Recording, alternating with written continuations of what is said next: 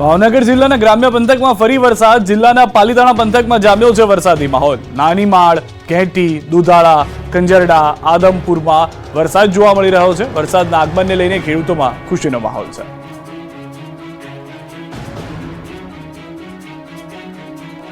તો પાલીતાણાની અંદર સતત છેલ્લા 3 દિવસથી અલગ અલગ વિસ્તારમાં વરસાદના એંધાણ હતા. તે પ્રમાણેની પરિસ્થિતિ પણ દરેક દિવસે જોવા મળી રહી છે. અનેક વિસ્તારો એવા છે કે જ્યાં આગળ છૂટો છવાયો વરસાદ થયો છે. કેટલાક વિસ્તારો એવા પણ છે કે જ્યાં ભારે વરસાદ પણ જોવા મળી રહ્યો. જેસર પંથકમાં વરસાદી માહોલ યથાવત છે. જેસરના ગ્રામ્ય વિસ્તારમાં વરસાદ છે. જેસર, કદમગીરી, સાતનાનેસ, બોદાનાનેસ, વડાલાલ, આયાવેજમાં વરસાદ જોવા મળી રહ્યો છે. જડકલા સહિતના વિસ્તારમાં વરસાદની ધમાકેદાર એન્ટ્રી થઈ છે. જેસરના ગ્રામ્ય વિસ્તારમાં વરસાદને કારણે ખેડૂતોમાં હર્ષની હેલી જોવા મળી રહી છે. તો જેસર પંથકમાં વરસાદને લઈને ખુશી તે માટે પણ છે કારણ કે વાવણી લાયક વરસાદની રાહ જોવામાં આવી રહી હતી ભાવનગરની અંદર, અને તે પ્રમાણેનો વરસાદ જેસરના ગ્રામ્ય વિસ્તારમાં જોવા પણ મળી રહ્યો છે. જેસર પંથકમાં વરસાદી માહોલથી ખેડૂતો ખુશખુશાલ છે કે જે ચોમાસું અટકી ગયું હોવાની જાણકારી હતી અથવા તો નિષ્ક્રિય થઈ ગયું હતું તે વધુ સક્રિય થઈને આગળ વધી રહ્યું છે. ભાવનગર જિલ્લાના મહુવા પંથકમાં પણ વરસાદ થયો છે. મહુવાના ગ્રામ્ય વિસ્તારમાં વરસાદના સમાચાર મળી રહ્યા છે. બગદાણા, ટીટોડિયા, મોણપરમાં વરસાદના સમાચાર છે. બગદાણા, મોણપર, ટીટોડિયા, કરમડિયા સહિતના વિસ્તારોમાં વરસાદ ચાલુ છે. વાવણી લાયક વરસાદથી ખેડૂતો જે રાહ જોઈ રહ્યા હતા તે વરસાદ આવતા ખુશખુશાલ પણ થઈ ગયા છે.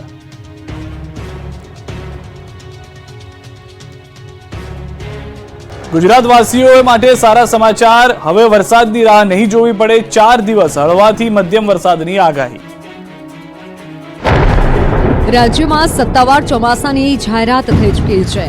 રાજ્યના ઘણા વિસ્તારોમાં મેઘરાજાએ પધરામણી કરી લીધી છે. ત્યારે ગુજરાતમાં ચોમાસાને લઈને એક ચિંતાજનક સમાચાર સામે આવ્યા છે. ગુજરાતીઓને હજુ સારા વરસાદ માટે રાહ જોવી પડશે.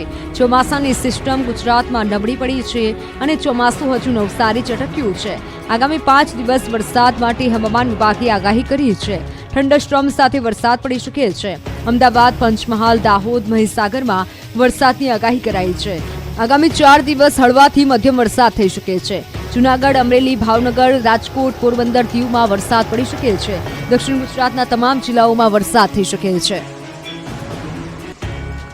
હવે ભૂક્કા કાઢી નાખે એવો વરસાદ પડશે. આંધી વંટોળ સાથે વરસાદ તૂટી પડશે તેવી પણ આગાહી છે. 20 જૂનથી વરસાદ તૂટી પડશે. આખા ગુજરાતમાં પડશે તોફાની વરસાદ. આંધી વંટોળ સાથે થશે મેઘમહેર. સૌરાષ્ટ્ર અને દક્ષિણ ગુજરાતમાં ચોમાસાએ ધનાધન બેટિંગ શરૂ કરી દીધી છે, પણ હજુ પણ અમુક વિસ્તારમાં છૂટો છવાયો વરસાદ પડી રહ્યો છે. 2 દિવસ એટલે કે 48 કલાક બાદ ચોમાસું આખા ગુજરાતમાં ફરી વળશે. રાજ્યના એક ખૂણામાં તોફાની વરસાદ પડશે. વાવણી લાયક વરસાદથી ખેડૂતો ખુશ થઈ ગયા છે. હવામાન નિષ્ણાત અંબાલાલ પટેલે આગાહી કરી છે કે સક્રિય ચોમાસાના આગળ વધવાના સંજોગો ઉજળા બન્યા છે. હવે ઘણા ભાગોમાં વરસાદ થશે. 20મીથી હીટવેવને સમાપ્ત થશે. 2 શાખા ભેગી થતા ગુજરાતમાં ચોમાસું ભૂક્કા બોલાવશે. ગાજવીજ સાથે આંધી વંટોળ સાથે વરસાદ થશે. 20મી બાદ ગુજરાતમાં પવનની ગતિ વધુ રહેશે. 20 થી 28 જૂન સુધીમાં ચોમાસું નિરંતર હશે. નાની નદીઓમાં પૂર આવશે. વીજપ્રપાત, આંધી વંટોળનો પ્રકોપ વધશે. અરબ સાગર અને બંગાળની ખાડીનો ભેજ ભેગો થવાથી ગાજવીજ સાથે વરસાદ તૂટી પડશે.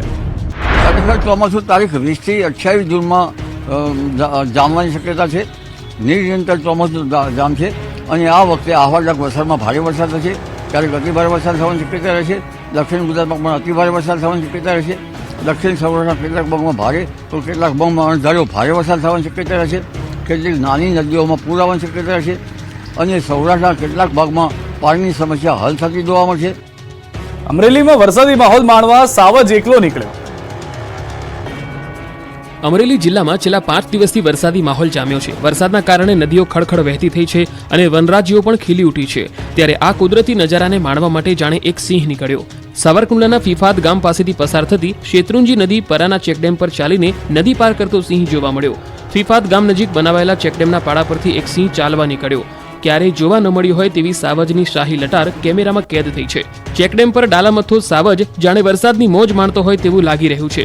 ચેકડેમમાં બંને તરફ પાણી અને વચ્ચે આવેલ ચેકડેમની પાડી પરથી સાવજની રોયલ લટારના અદ્ભુત દ્રશ્યો જોઈ તમારું મન મોહી જશે. વાયરલ થઈ રહેલો વિડીયો સિંહ પ્રેમીઓમાં આકર્ષણનું કેન્દ્ર બન્યું છે. ઉમરગામ નગરપાલિકાના પાપે રોડ બન્યા ચીકણા. એક બાદ એક વાહન ચાલકો લપસ્યા. વલસાડ જિલ્લાના ઉમરગામમાં નગરપાલિકાના પાપે વાહન ચાલકો રોડ પર સ્લીપ થઈ રહ્યા છે. ઉમરગામમાં ચાલી રહેલા કામો અધૂરા હોવાથી ઠેર ઠેર રસ્તાઓ પર કાદવ કીચડ જામી ગયા છે. રસ્તાઓ ચીકણા થઈ જતા અનેક વાહન ચાલકો નીચે પટકાયા. ઉમરગામના સ્ટેશન રોડ પર રસ્તો ચીકણો થઈ જતા એક જગ્યાએ નહીં અનેક જગ્યાએ વાહનો સ્લીપ થયા. આથી વાહન ચાલકો નીચે પટકાયા, જેમાં 2 લોકોને ઈજા પણ થઈ. ઉમરગામમાં સ્ટેશન રોડ પર ઓવરબ્રિજનું કામ ચાલી રહ્યું છે, જેના કામ હજી પણ અધૂરા છે. અનેક જગ્યાએ ગટર પણ ખુલ્લી પડી છે, તો રસ્તાઓ પર કાદવ કીચડનું સામ્રાજ્ય છવાયું છે અને રસ્તાઓ ચીકણા થઈ જતા વાહન ચાલકો લપસ્યા હતા. જેતપુરમાં પણ આંખલાઓ જંગે ચડ્યા. જેતપુરના બોખલા દરવાજા નજીક આંખલાઓ બાખડતા દહેશત ફેલાઈ. આંખલો જાણે એકબીજાના દુશ્મન હોય તે રીતે બાખડી પડ્યા. લગભગ 15 મિનિટ સુધી જાહેરમાં આંખલા યુદ્ધ ચાલતા રોડ પર કર્ફ્યુ જેવો માહોલ સર્જાયો. રોડ પર આંખલાના આતંકના કારણે દોડધામ મચી ગઈ. વાહન ચાલકો ભયમાં મુકાયા હતા. અનેક વાહનોને પણ નુકસાન પહોંચ્યું હતું. એક બાઇક સવારને અડફેટે લીધો હતો. જો કે બાઇક સવારનો બચાવ પણ બાઇકને નુકસાન થયું હતું. અંતે વેપારીએ આંખલા છૂટા પાડવાનો કર્યો હતો પ્રયાસ. શહેરમાં રખડતા ઢોરની સમસ્યાના ઉકેલની રહીશોની માંગ.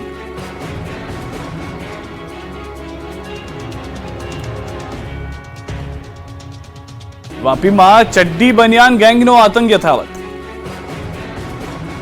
વાપીમાં પોલીસ અને લોકોની ઊંઘ ફરી ચડ્ડી બનિયાનધારી ગેંગે ઉડાવી દીધી છે. વાપીમાં ચડ્ડી બનિયાનધારી ગેંગનો આતંક ફરી સામે આવ્યો. ઔદ્યોગિક નગરી વાપીના છેવાડાના વિસ્તારમાં તસ્કરોનો ખૌફ વર્તાઈ રહ્યો છે. છેલ્લા કેટલાક દિવસથી વાપીના હરિયા સોસાયટી અને પાર્ક વિસ્તારમાં તસ્કર ગેંગ તરખાટ મચાવી રહી છે. શ્રદ્ધારો હાઉસ સોસાયટીમાં ફરી ચડ્ડી બનિયાનધારી ગેંગ ત્રાટકી હતી. અનેક બંગલાને પણ તેઓ નિશાન બનાવ્યું હતું. જો કે બંગલાનું લોક ન તૂટતા આખરે તેઓ ચોરીનો પ્રયાસ નિષ્ફળ રહ્યો.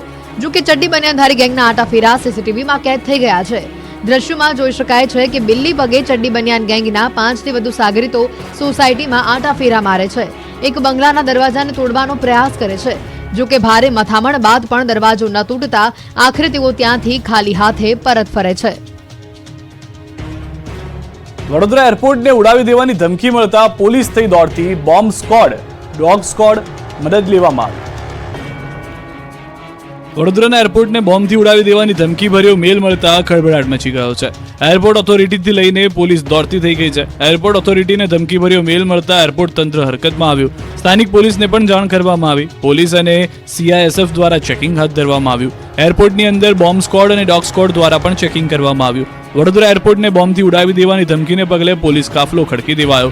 એરપોર્ટમાં પ્રવેશતા દરેક વાહનોનું ચેકિંગ કરવામાં આવી રહ્યું છે. હરણી પોલીસ સહિતની તપાસ એજન્સીઓ સક્રિય બની છે. એરપોર્ટ આવતા દરેક પેસેન્જરનું ચેકિંગ કરીને બાદમાં પ્રવેશ આપવામાં આવે છે. એરપોર્ટ પર સઘન ચેકિંગ હાથ ધરાયું છે. CISFના જવાનો દ્વારા એરપોર્ટની અંદર પણ સઘન ચેકિંગ કરવામાં આવી રહ્યું છે. એરપોર્ટ બહાર અંદર પ્રવેશતી કારોનું ચેકિંગ કરવામાં આવી રહ્યું હતું. આ દરમિયાન એક કારમાં ઇલેક્ટ્રિક ડિવાઇસ મળી આવતા કારને અંદર પ્રવેશ આપવામાં આવ્યો ન હતો. કાર ચાલકે એરપોર્ટના ગેટથી જ પાછો મોકલી દેવાયો હતો. કાર ચાલક ડિવાઇસના કાગળિયા ન રજૂ કરી શકતા પોલીસ અને CISF દ્વારા ચુસ્ત બંદોબસ્ત સાથે ચેકિંગ કરાયું છે. જે દરમિયાન ફાયર બ્રિગેડની 2 ગાડીઓ પણ પહોંચી હતી અને બંને ફાયર ફાઇટરને સ્ટેન્ડ બાય રખાયા છે. ભરતી આંદોલન ગાંધીનગર પહોંચ્યું. ટેટ-ટાટ ઉમેદવારોને ટીંગાટોળી કરીને પોલીસ લઈ ગઈ. ટેટ-ટાટ પાસ ઉમેદવારોએ ગાંધીનગરમાં કર્યું હલ્લાબોલ. મોટી સંખ્યામાં ટેટ-ટાટ પાસ ઉમેદવારો ગાંધીનગરના જીવરાજ મહેતા ભવન પહોંચ્યા હતા. ગાંધીનગર પોલીસ છાવણીમાં ફેરવાયું છે. કાયમી ભરતીની માંગ સાથે શિક્ષકો ગાંધીનગર પહોંચ્યા. ST ડેપો પાસે મોટી સંખ્યામાં ઉમેદવારો ભેગા થયા હતા. સૂત્રોચ્ચાર બેનરો સાથે દેખાવો કર્યા હતા. પોલીસ અને ઉમેદવારો વચ્ચે ઘર્ષણ થતા પોલીસે ઉમેદવારોની અટકાયત કરી. ધારાસભ્ય જિગ્નેશ મેવાણીની પણ અટકાયત કરવામાં આવી. તો રાજકોટની સ્કૂલો જાહેર રજામાં ચાલુ રાખવાના મુદ્દે કોંગ્રેસ પ્રવક્તા રોહિતસિંહ રાજપૂતે જિલ્લા શિક્ષણ અધિકારીને રજૂઆત કરી હતી. કોંગ્રેસના વિદ્યાર્થી નેતાઓએ જિલ્લા શિક્ષણ અધિકારીની કચેરી ખાતે ઉગ્ર વિરોધ કર્યો. વિરોધ કરતા વિદ્યાર્થી નેતાઓની પોલીસે અટકાયત કરી.